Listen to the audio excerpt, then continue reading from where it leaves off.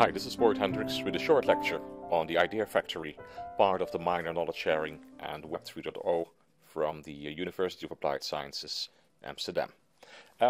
Important if we talk about the Ideafactory, we talk about innovation. And once you start working with innovation, organizations always want to know if you start applying innovation with social media, with knowledge sharing, with complex management tools and techniques, is it worth our while? Are the revenues higher than the costs? It's the first thing you establish. It's called a business case, and it's an important part. And if you can prove that the revenues are higher than the costs, you will find that many organizations then start to support your ideas. Now, building a business case is not that straightforward. Normally, benefits can be found in three different categories, on three different locations in organizations. If we look at this slide, you see the organogram in an organization, and in the top of the organizations, there where higher management with a board is, there is a different level of responsibility where they look at external relations, at market or political responsibilities. They expect different benefits than, for example, on the middle layer, where there are technical benefits, where team leaders, department managers, etc. Do want their teams to perform as good as possible. And if they embrace social media, if they embrace new ways of knowledge sharing in order to achieve the Ideafactory concepts, innovation concepts, they look at different things, different type of benefits. On an operational level, they just look at the core process and they want to see the benefits of the innovations right there. And if you start to come to introduce social media there to make them more innovative or to make them more adaptable, they want to see in the operation that the benefits are very clear. Now, it's important that we realize that the intellectual capital in an organization is easy to manage. We look at the humans, the human capital in an organization. Then we look at the structural capital, the information, the way it is stored, the way it is transparent. And then we say we combine the two. If we then connect, we say we add people and information together, we have then in a total sum the intellectual capital. It becomes more interesting if you start to see that if I let the human and the structural capital interact, and so I have a good interface, I have a good means like a search engine or any sort of connection that people are really empowered with good information and that it is well presented to them in a way that they know where to find it, how to reach it, what to do with it. That intellectual capital becomes more important. Now let's look at the next step. We then say that a knowledge center or a knowledge management team can consist of people and a knowledge base. The clients that use it are more or less the same organized. They also, in their professional work, interact with information, and this is more or less that structure. Important is to realize that if you facilitate as knowledge management the organization, you normally do three things. You give personally support to the professionals that work in the core processes which are knowledge rich. You might give them access to databases, to knowledge bases, to information sources, etc. Or you might even make portals for them, environments, electronic environments where all the right information and knowledge is represented so that they can do their work better. There is a trend, obviously, that the technology becomes more important and that the support you give as a knowledge manager to your teams become less and less personal.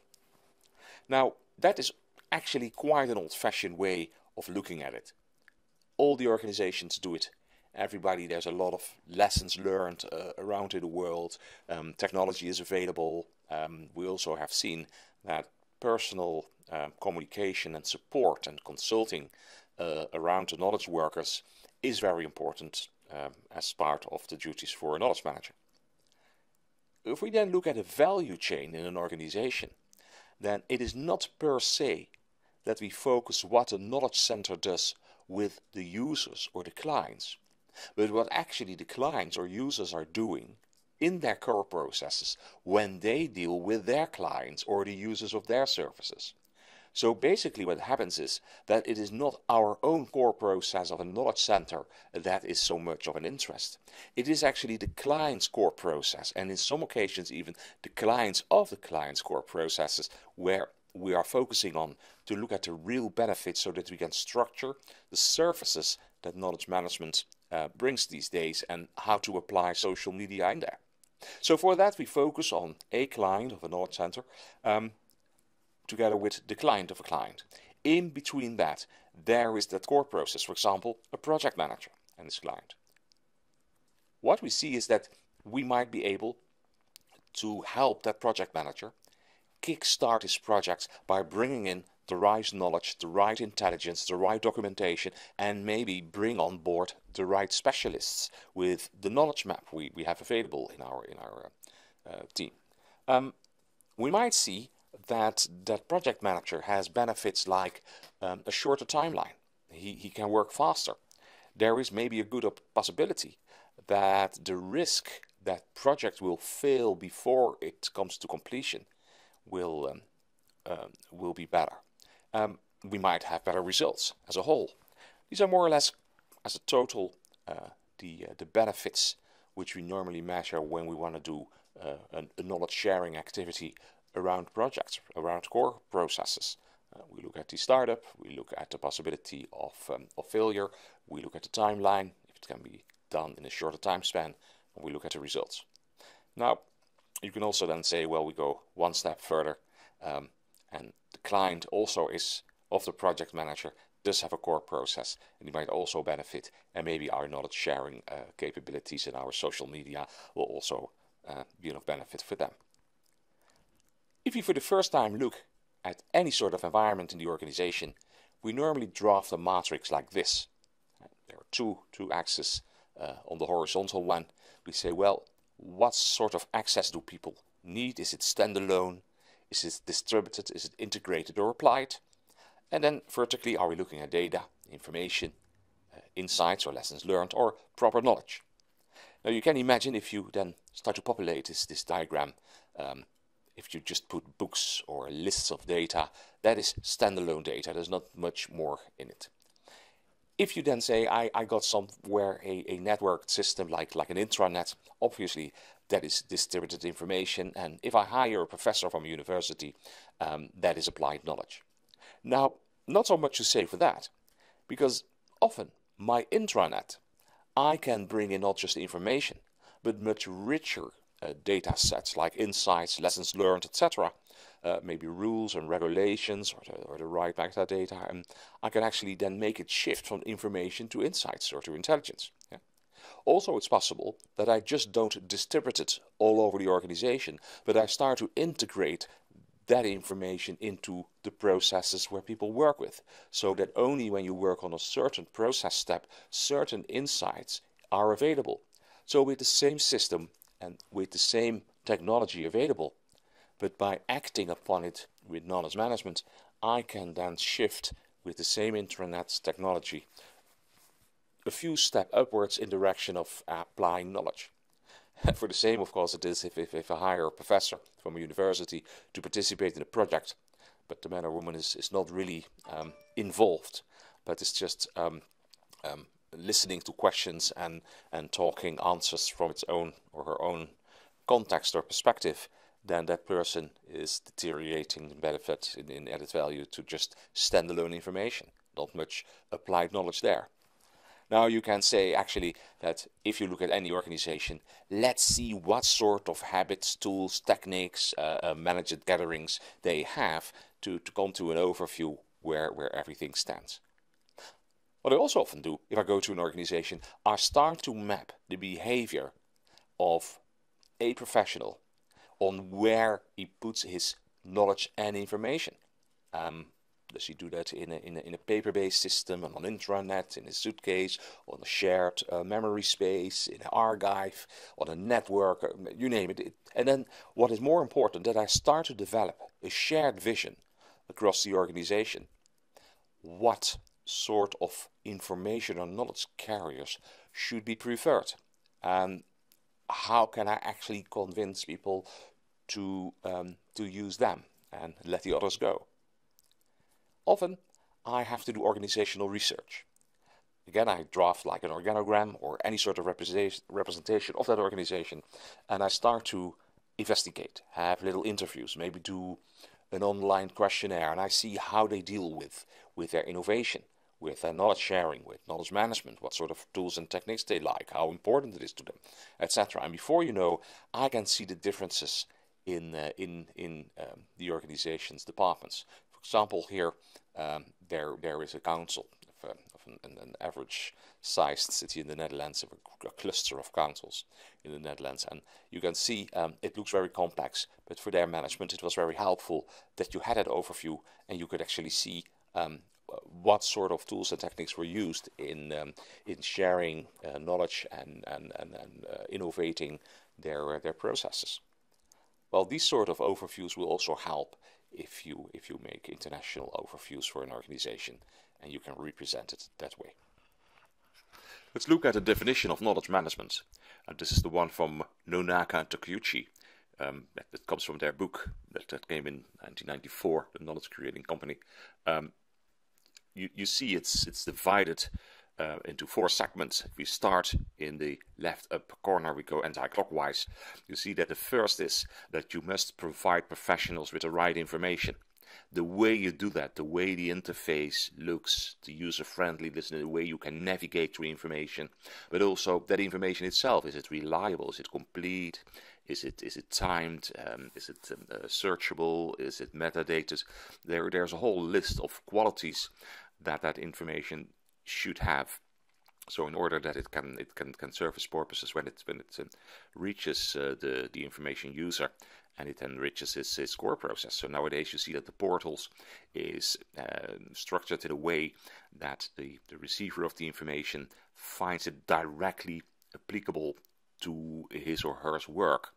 And so there is no the overclass of a general information or a general homepage. It's straight away with the portal structure receives spot-on information on the job. And the knowledge manager should oversee that there is a good mixture, for example, of internal and external sources and the way that is structured. Now, if we go then to the left lower corner, you see that people interaction is important. And for the knowledge manager, it's important that the organization is so transparent that people who need certain knowledge or understanding or experience, that they very easily can reach out and find the expertise they are looking for. Now, that is normally done by knowledge map, and I will talk on that in length. If we then go to the right bottom corner, you see that it is important that people can upload information. So this is an important corner of knowledge management. It is the focal point from this last few years, where we see, well, in the new way working, yes, people have access everywhere and the knowledge map will work, but the moment they start producing information, how do they do that? How are they connected via social media with co-workers while working together when they are on any location? If they start to publish also the in-between reports, the dialogues, how it is captured and metadated and brought into the process of completion. And so how will it also be finished in a way that it is as soon as possible that it actually is captured in the knowledge base, that it is available for the right people to start if they do similar project as a good starting reference point. Now, I will talk a little bit more about that later. And then on the top right corner, you actually see, and that's a very interesting one, it wasn't an issue anymore. The IT component from knowledge management was more or less sorted. But the moment the cloud computing came in, there is a very important debate for the knowledge manager, where he all the time must decide what part of our data sets and our information and intelligence that is on our servers is ready to be hanged in the cloud and freely accessible, well, secured, of course, with certain passwords and security, but it is never as good and as secure as the server that is not connected to any external network and is simply in-house. What data set do you want to keep in-house, purely secured, locked away in a safe situation?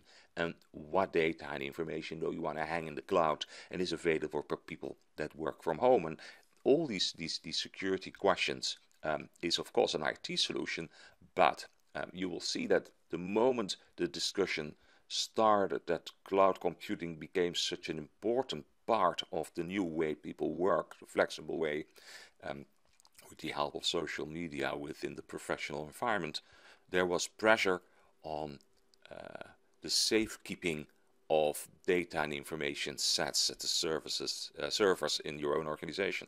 So the trend is to make that as small as possible, so that as much as possible is indeed hang in the cloud, so that that is much more easily available, reasonable, secure, but not as secure, etc. Well, the knowledge manager plays an important part in that debate. On this slide, you can actually see that the 4 components from knowledge management are a bit worked out in each corner, so that it shows a lot of details, and it shows how complex the total knowledge management is. And if you then start to highlight the components of the social media and the impact on innovation processes in the concept of the Ideafactory, it gives you a sense of an overview. Now, I will not discuss the overview here. We will go into the different components later, but for the course, I find it important that at the end you can sketch that complex field of knowledge management based on these 4 corners. Now, let's start with the knowledge map. And the knowledge map means the transparency of the organization. How transparent is the organization? How easy is it to reach out? And now it's important, if you start mapping, it is not per se that you want to map out people and want to find people. Maybe you want to find processes. Maybe you want to find projects. This is a very important thing, because people alone is often not enough, but it is absolutely the starting point of your mapping process. And all the organizations that I have seen become transparent, people is a very good starting point. Now, there are a lot of complications there, and I just want to start with the structure in between people when they start to navigate to find each other. Now, you can actually choose if you then decide to have a knowledge tree or a knowledge bush. Only one of the two is right, and I can tell you, the moment you start navigating through a knowledge tree, there are only a few options in every interface, and you can very easily navigate your way. The only thing is that after a few choices, you lose your way, and in the old-fashioned navigation structures on websites, you always had to hit the home button because you forgot where you came from. It became a messy structure because somebody forgets which choices on which points were made. Actually, if you look at the knowledge bush, people are able to recognize complex structures and to understand where they make choices, and as long as these choices are not deeper than 3, then after 3 choices they still know where they came from, and they're happy to go back and try the next area of your interface. So the knowledge bush over the last years has shown to be much more effective when we are browsing into complex structures of information and knowledge. There's something else if you start to develop an interface. It's important to realize that there's a good chance that those who use that interface come from a different background. There are, for example, here shown at the top of this slide, know exactly what they want to know, and they also know exactly where to find it. That interface has a complete different role, and should provide a different challenge for the structure of navigation than when you deal with people who have no idea what they want to know, but know exactly in what corner to find it, or they know what they want to know but don't know where to look for it. That is a very much more complicated area where you actually should provide a strong guidance in your interface. Now, finally, if the users don't know where they're looking for, they're only browsing and expecting certain answers in certain corners, and they don't know where to look, it is actually quite different how the interface should look and how it should facilitate the users in their browsing. Now, the moment you start developing a knowledge structure in your interface, you will find that people, when they start working with a solid, consistent, reliable, quality-driven structure, that they will sort of get a better perception of the the context will be deepened and professionalized in the period they are using that interface. And so that is an additional value as a user for the users of these interfaces. It's an extra responsibility when you develop these structures. And if you start to develop these structures, there are a lot of theories, and this can be a separate course, but just to be very brief, the moment you as an end user start working your way through complex navigation, you want to use a top structure, a top taxonomy, which is very straightforward, very simple, and it can be a thing on its own which represent also, let's say, the different areas, so that you know this is the overview. I got so many access points to different areas of activity of my organization. That character that is shown on the top taxonomy can be different than for the rest of the structure. So if I then navigate to a new area, to the next level, from that moment on, you are in a specialized entity of the taxonomy. That's where you should be consequent. The quality should be stable. The character of navigation should from there remain the same. That is important. What you see here is a simple interface, a starting point for a knowledge map of an organization, an agency. This is for employees themselves, and this is a simple list or an overview of the different services they have. And if you then click on one service, then you can see the core process. You see the steps, what the core process of that organization department is. What is happening in that step that process step is written above the step, and below that is a short list of names of employees responsible. So it's a very friendly and easy way to navigate through the organization, to understand what are they actually doing, how it is done, and it doesn't provide you more than that. If you want to know more, you know who to contact, and that is it. Now, for a real very complex knowledge map, let's look at the next case. This one is completed actually this year. It is a knowledge map that was necessary in a health services organization. It was in the mentally handicapped, and you can see that around the patient's bed there are a lot of different specializations that are involved in the services, in treatment, in care, and it's very complex for organizations that are really big. There are several locations throughout the nation. This organization had 15,000 employees and divided over 100 locations, of which 11 large top locations where specialists were involved. To speak one language, to have an understanding, what do we call such a problem or such a state or such an emergency? What name do we give that, and how are we going to take care that people use the same language with the same things? Now, for that, we developed per specialization high-level taxonomies. The taxonomies for half of them, around 12, were connected with the medical specializations, and around half of them were for general activities like communication skills, management skills, education, professional backgrounds. These sort of things were also captured in taxonomies. Now, then you need to ask people to tag themselves, to give themselves labels based on these taxonomies. And the most easy way, and that's the way we have done that, is that you then let them go through questionnaires, and the questionnaires are simple tick lists where they can go through their own professional, their own specialized areas and tick in which of these areas they have hands-on experiences. And the question always was very simple. Are you able to help a person when he or she has a question on the following topics?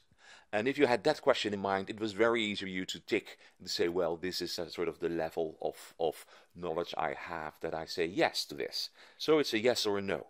And if you then answered all the questions, that was around a 20 minutes exercise, for some a little bit longer, it depends a bit on your personal speed. We were able to publish that into a knowledge map. Now, this is important. That means that the mapping exercise is separate from the moment you publish the knowledge map. You do not publish the knowledge map while mapping. So that means on the moment the knowledge map is launched, it is complete and full, and people can search for other people and their knowledge in a reliable way. They know it is a complete set.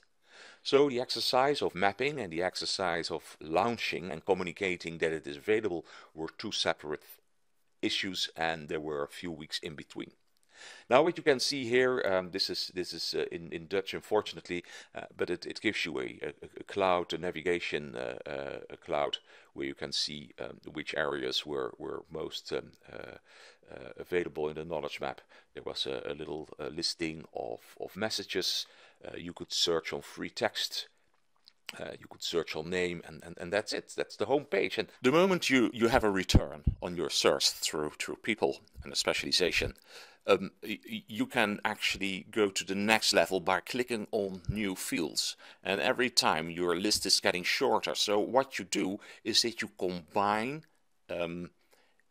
labels from different taxonomies. So you want to combine skill sets from different character, and they actually get very easily to a short list of people with a very odd combination of expertise that can help you in a project or a problem solving situation, etc.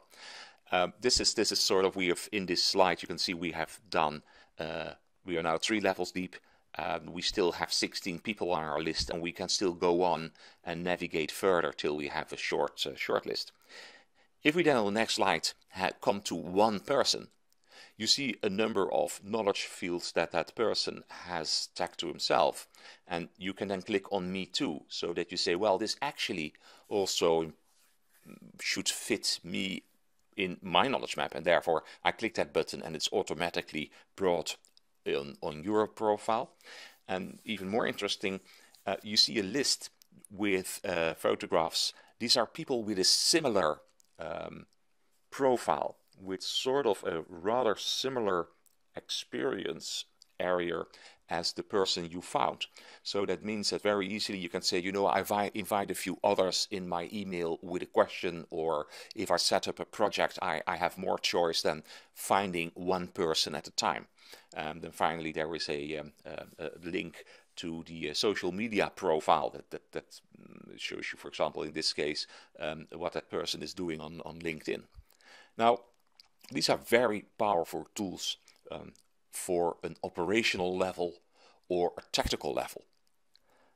If you then add all these statistics from the knowledge map together, you have a level of intelligence which is very, very strong.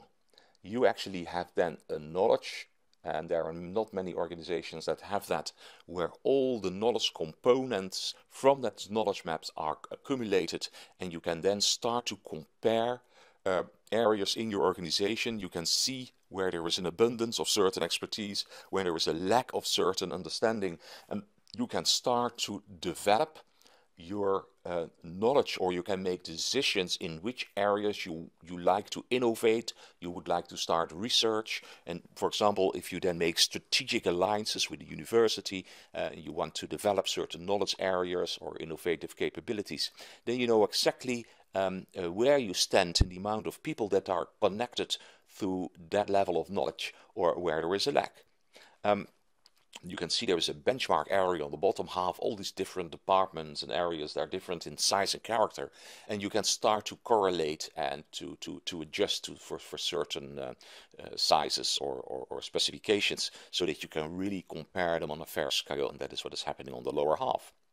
Now if we go to the next slide, you see that you can geographically then represent levels of knowledge and expertise, and you can actually then jump and compare and see why in certain areas, for example, you use certain methods and why in certain areas not. And the dialogues you can start from there are extremely powerful. Let's go to the next step, the one where the core of the knowledge production is. It's a very important step. For example, the moment you are bothered with the innovation capability in your organization, You want people, when they start with their projects, with their research, with their new tasks, that they have a golden start. So the knowledge map will provide them with the right team, with the right input from expertise that they now have, they can lay their hands on. But also you want to give them access to the right internal and external intelligence and information. You can give them that access, but normally you will find that they will not do that themselves automatically. If you know they're starting with projects, and as a knowledge manager, you should have a big diary overview of what projects are planned for the year, or what initiatives are going to take place on an innovation side or knowledge creating side.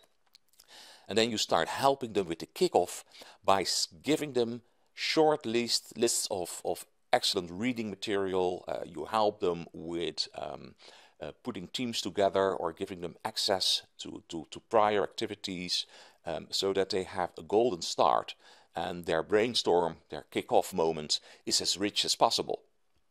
Now, the next thing is that the moment they start with their process, they start to communicate. And a lot of innovation is done with a kickoff and then a big silence. Then people reading and testing and writing, and the dialogue that takes place is only in their own team, because, well, if you want to have anything outside your team, you either lose time by traveling and having face-to-face, or you use dramatic old-fashioned email. Now, the moment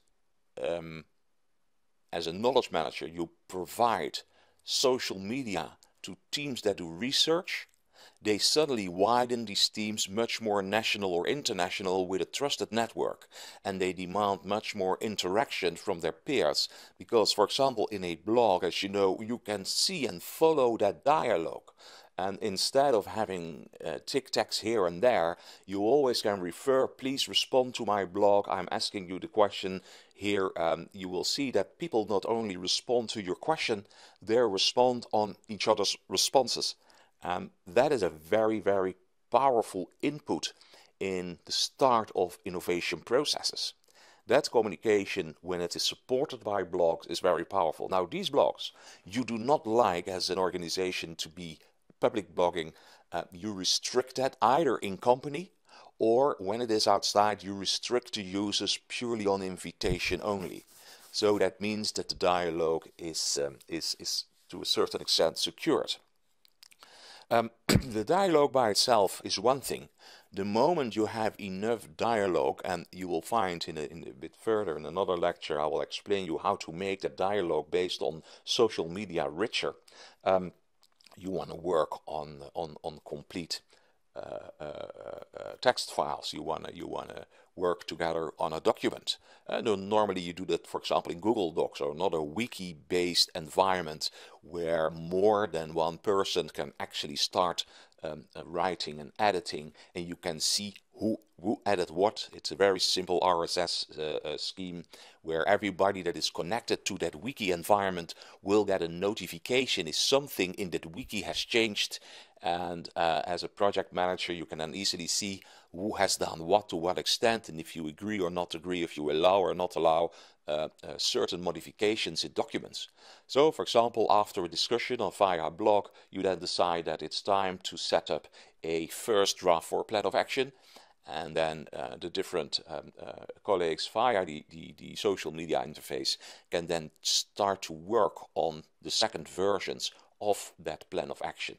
Now, that is very powerful. It saves a lot of time. It's very clear where you stand. There is full version control. That is very powerful. Now we come to the next moment when you say, I have a document that is semi-ready, and it's time that I make it more formal. And a lot of knowledge base and a shared memory space in organizations is full with material of which we do not know the status. We don't know how valid a plan of action is. Maybe it was a first draft, maybe it is a final draft. The moment it is left there at the end of a project, for the knowledge manager is very difficult to say what status does that document have. For people who reuse that, it is vital to understand, yes, this is the approved quality stuff that they really used in that successful project in the past. So as a knowledge manager and involved in innovation, you should know when when they are published on the intranet or when they are brought into the knowledge base, what is their status? Are we ready for this document to be reused by others, or is it still under construction? What is it, and does it stand for its quality? Now that is very important. That publication process, that formalization process, should be guided strongly, and you should give it color codes or another quality code so that you understand what level you can use that. And at the end, it's important that it has the right metadata, the right labels, so that it is easy to that you can refine it. Let's quickly go to that general idea that you start a project, and these innovation projects can be very messy.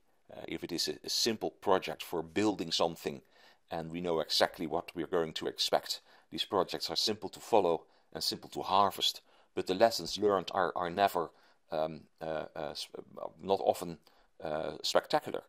Where real innovation projects are always a bit messy, people never know where it ends, and the moment you start to really communicate and have that dialogue, you really would like to have that done professionally.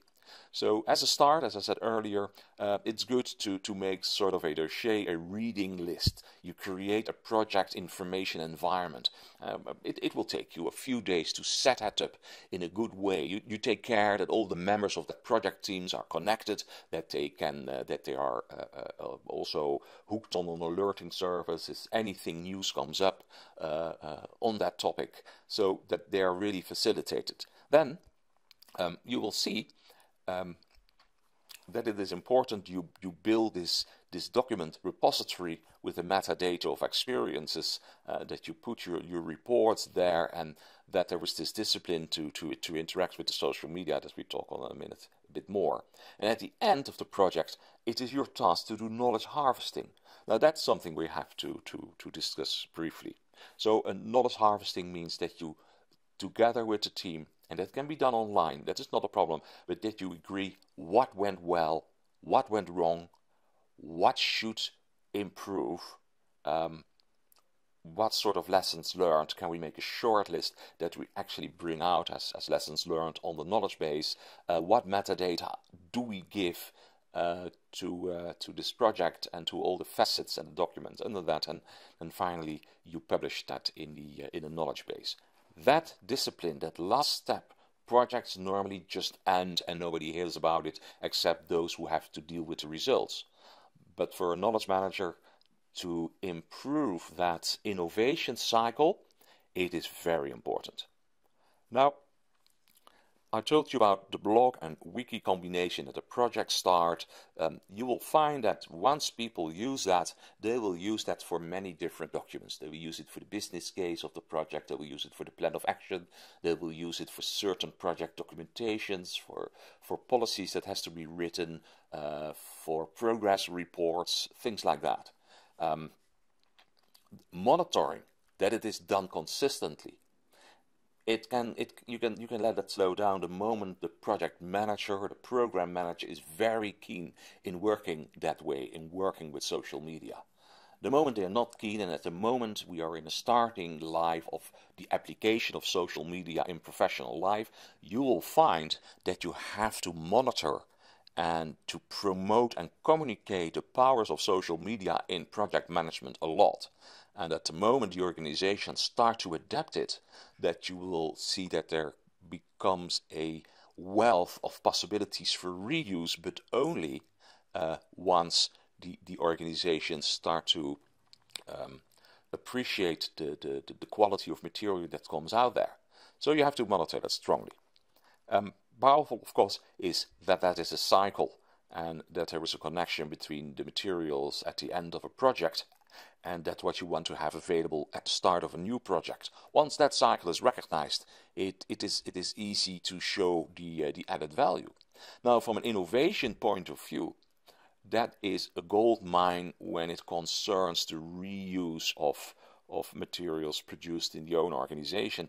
And for the moment, in most organizations, that is steps too far away. The application of social media is just starting. Now, let's look at a real research process as we can see that in organizations. And we don't look at the steps within these innovation processes as yet. We will do that in a later stage. But for now, in the old ways, research and the way people innovated was always done very misty. And finally, even officially, it became in a peer review at a editing board from a publisher. But in an organization, it would then go to an innovation board or to management, and they would talk about it. And a lot of the dialogue, the discussion, all analog, often on whiteboards or blackboards or brown papers, these discussions, the reflection of workshops, they were all gone. And only when they were measuring things, the data were still there. But the context on how it was all figured out and the decisions that were made, they were all gone. Now, if you then look at a new research process, a new publication process, innovation takes place much more in the open. You can now use all sorts of social media, and you then can if you come with results, you can say, you know what, I have some more animation, some graphs. I can show videos of little interviews or little witness accounts on how we did it. You can add so much more to what you show up. Then the moment you are coming to a final document of your findings in your innovation process, and you are able to store your social media for future reference, then there is an enormous richness around that. For example, you can store and reuse the decisions, the discussions, the interactions, the dialogues, all preserved within the social media. In that you can see what choices there were, what options you had, and what decisions then were made in that context. What networks were actually utilized within the communication. Maybe you can make a little knowledge map of the connections that were made, what intelligence was used, the analysis, the filters, the strings, everything you can keep and reuse. Now that is very rich for the next bunch who's going to do innovations in a similar context. They can reuse a lot more than just the results or the data of measurements as what was in the past. But organizations must pick that up, and it is our generation, we're now for the first time using social media, who are scraping that surface. With that, this part of the lecture come to an end. Thank you.